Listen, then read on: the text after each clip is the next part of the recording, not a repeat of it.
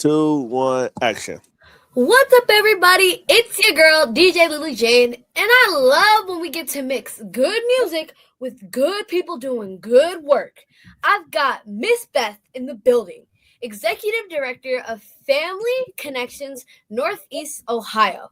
We're talking community, kids, and a fundraiser you need to know about. Miss Beth, welcome to the Vibe. Oh my God, I feel like I'm with a celebrity. Whenever I talk about Miss Lily Jade, everyone knows you. I would say. But, all right, Miss Beth, for anybody listening, put me on. What is Family Connections Northeast Ohio? And what do you all serve? Yeah. So, Family Connections is a nonprofit. We've been around about 43 years. Some people much, much older than you probably knew of the Heights Parent Center or the Shaker Family Center from way back when.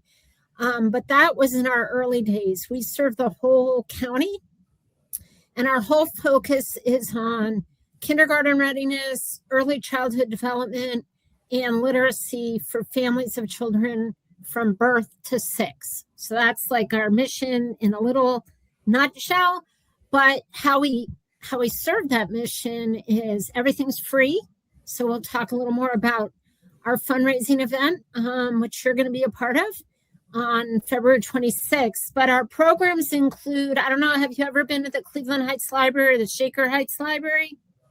Yeah, I believe so.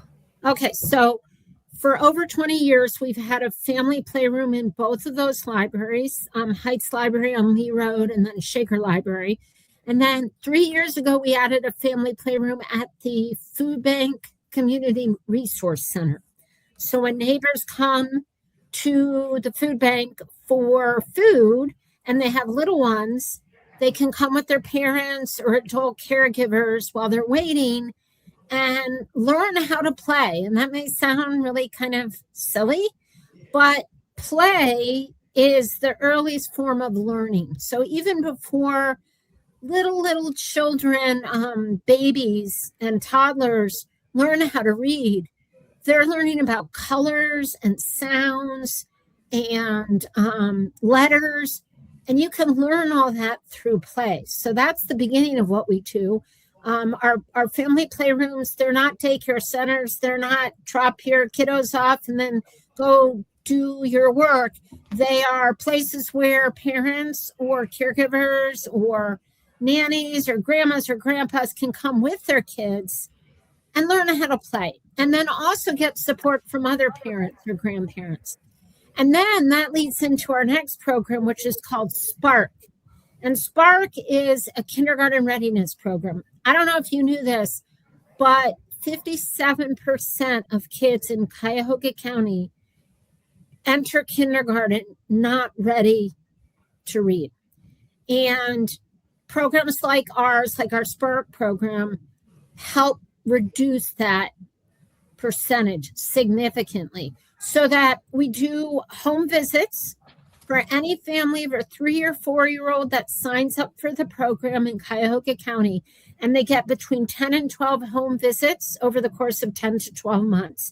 There's a lesson plan, there's a free book, and mom or dad or grandma or grandpa or auntie or uncle have to be at the lesson with their 3 or 4 year old, so that when our Spark staff leave after the visit, they can practice those programs, those reading and activities and letters and at home, so that when lesson number 2 happens the next month, that child and their parents or grandparents are ready for lesson number 2.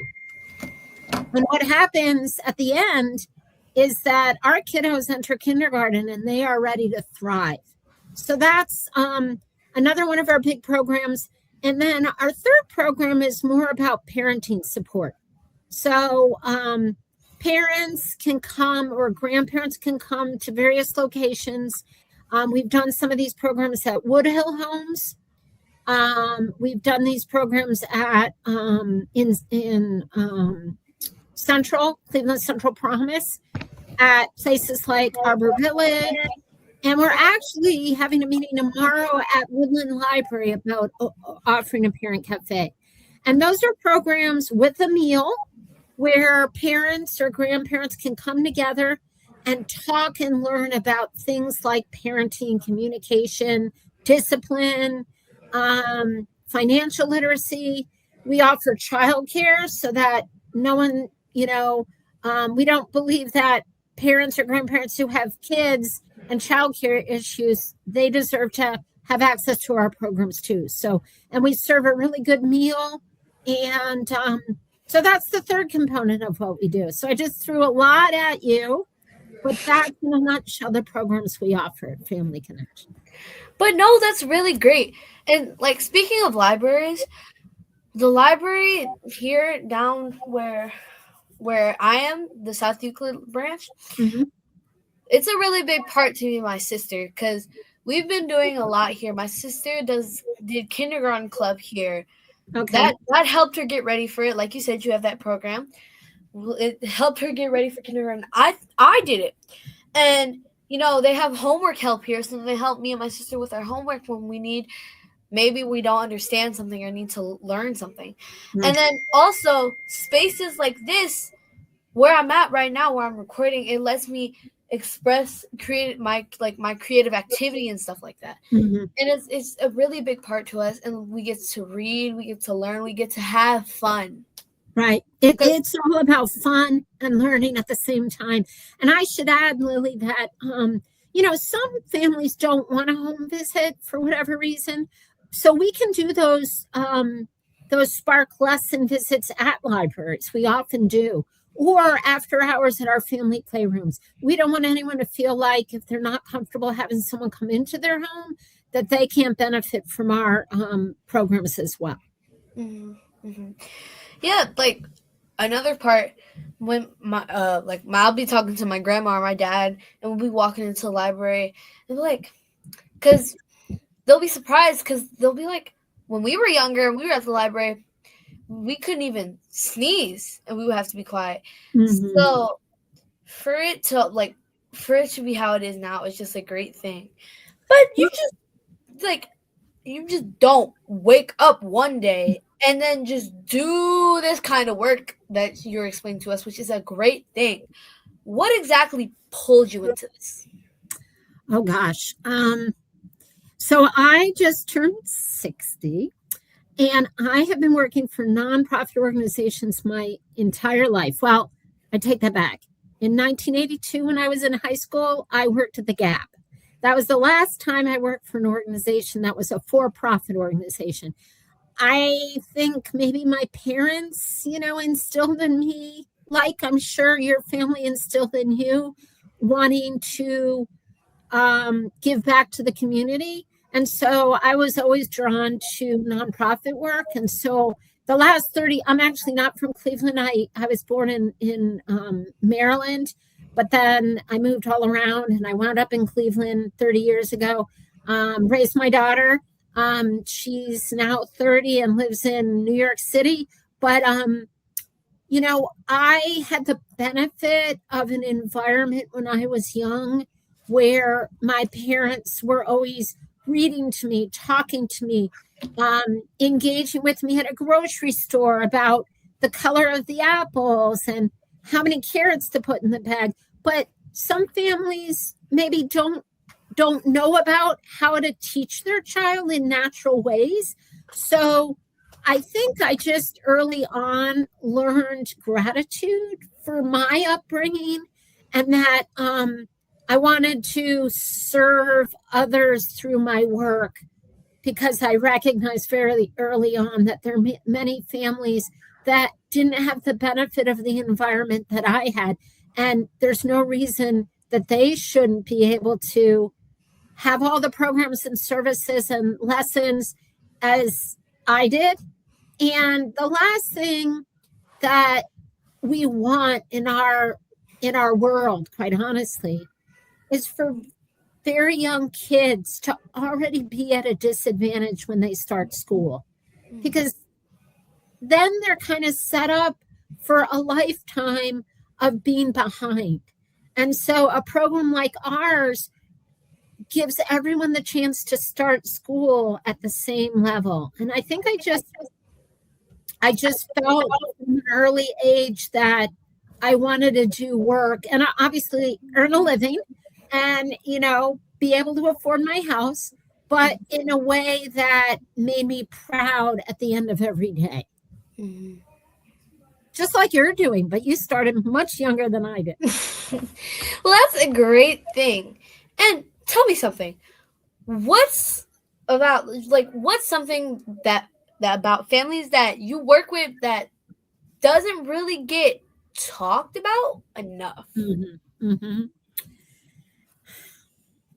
Well, maybe one thing is that not all parents or grandparents may know how to read. Mm-hmm. And that shouldn't be a reason why they can't teach their children. And there are plenty of programs that can teach adult literacy as well. But I think in our world, we make assumptions about people, right? We make assumptions about things like having the skills to teach your child. But we make other assumptions too. Probably the moment the camera came on and you saw what I looked like, you made an assumption about me. And I made an assumption about you. And how old are you? 12, 13? 11. 11. People probably make assumptions about you all the time, not knowing the amazing things you do. Mm-hmm. So I think, and I learn every day that I still have a ways to go about making assumptions about people.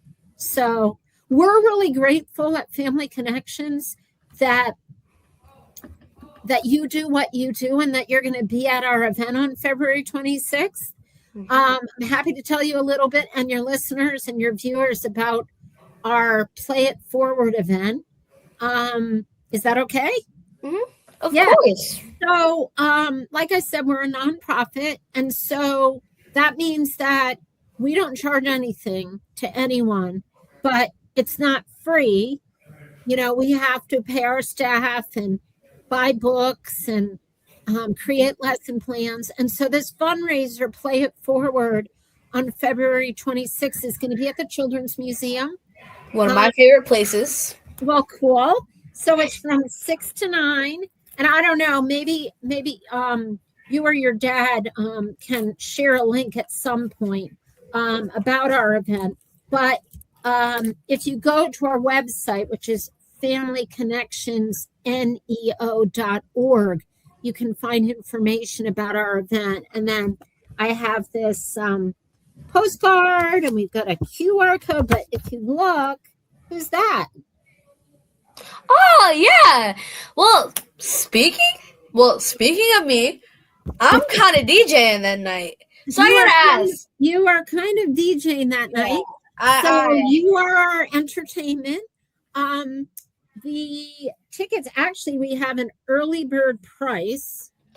And up until, today's the 29th. So Saturday, the ticket price is $125. After that, it goes up to $150. And for some people, that may sound a lot, but you get amazing food catered by Two and Company, which is another nonprofit that trains individuals with MRDD and intellectual challenges to work in the food industry. So Two and Company, our caterer, by hiring them as our caterer, we're giving back to that organization as well.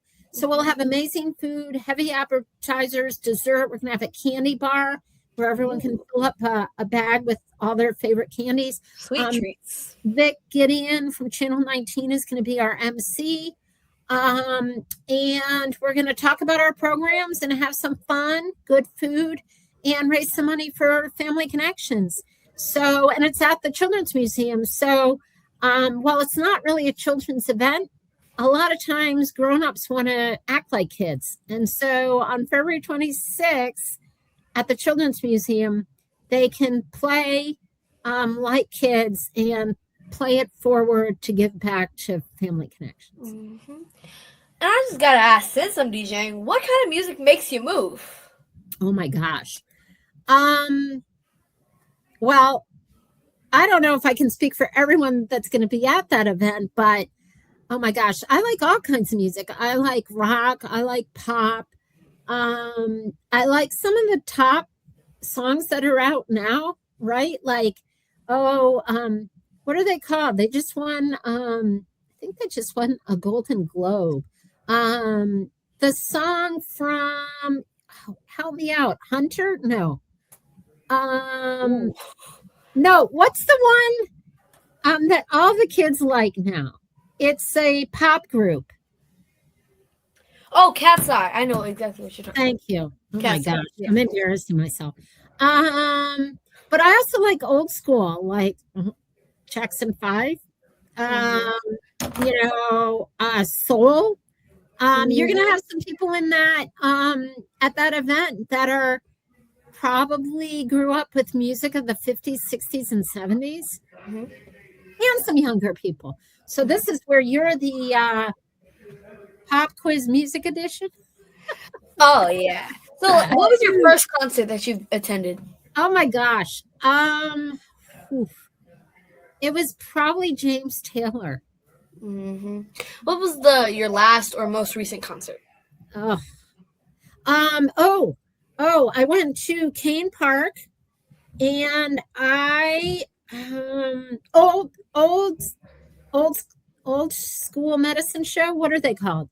Oh, your dad has to help me. They're kind of like country rock, southern rock. We'll have to Google it after. Seen the most. What is that? Yeah, like who have you seen in concert the most? Oh, that's not fair. I don't go to enough concerts. Let me tell you this. Can I answer a question you haven't asked yet? Okay. The two performers I would love to see in concert. That's actually one of the questions. Wish you could have seen. I tell my boyfriend this all the time because I'm hoping he'll buy tickets sometime. Is Pink and Jelly Roll. I think they're fantastic. So that's okay. That's great. Who are you happy you got to see? Oh, it's an Old Crow Medicine Show. That's what they're called. I was really happy to see Old Crow Medicine Show because I like Kane Park. Have you ever been to a concert at Kane Park? Yeah, I think so. It's in Cleveland Heights. It's smaller. Yeah. And because I knew the mother-in-law of one of the performers, and so I felt kind of cool that I knew one of the musicians in the band. What's your favorite concert you've been to? Probably this summer. Tyler the Creator came down to Cleveland, so I got to go see him. Okay, and who do you wish you could see? I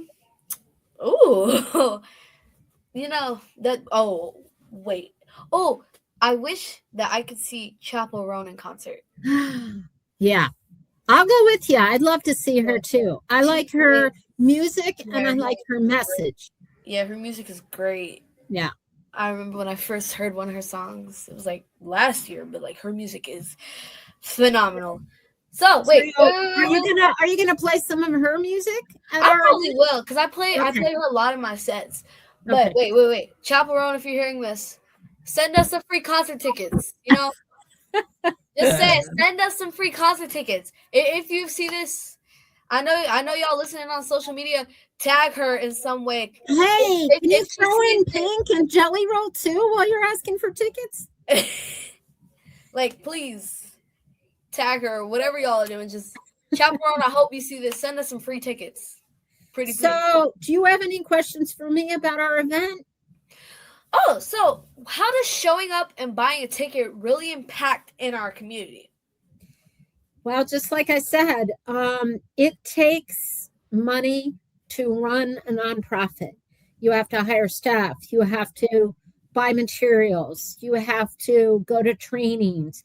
And money from an event like Play It Forward is one of the ways that folks can support family connections and ensure that people in our community have access to early literacy programs. So we would love to see a huge crowd on February 26th. And one more time, how can we get tickets? So you can go to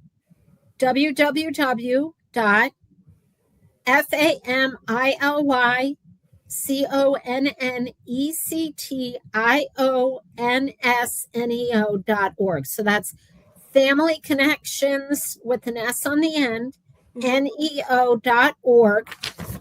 There's also this QR code, but I don't know if anyone can scan it on a podcast. I'm not technologically savvy enough to know. You can also call our number, which is 216-921-2023. There you go. Well, You got good people helping you here. yeah. Well, y'all heard it, folks. February 26th at 6 p.m. at the Cleveland Children's Museum at Family Connections, neo.org. Make sure y'all get y'all tickets. Because, once again, y'all want to help, especially. And Miss Lily Jade, we look forward to partying with you on February 26th. Thanks for all you do. Yeah, thank you. All right, we'll see you soon. Thanks for joining today. Okay, maybe we'll go to a concert together in the future. Definitely. Okay, you Hopefully take care. he hears this message. You too. Bye-bye.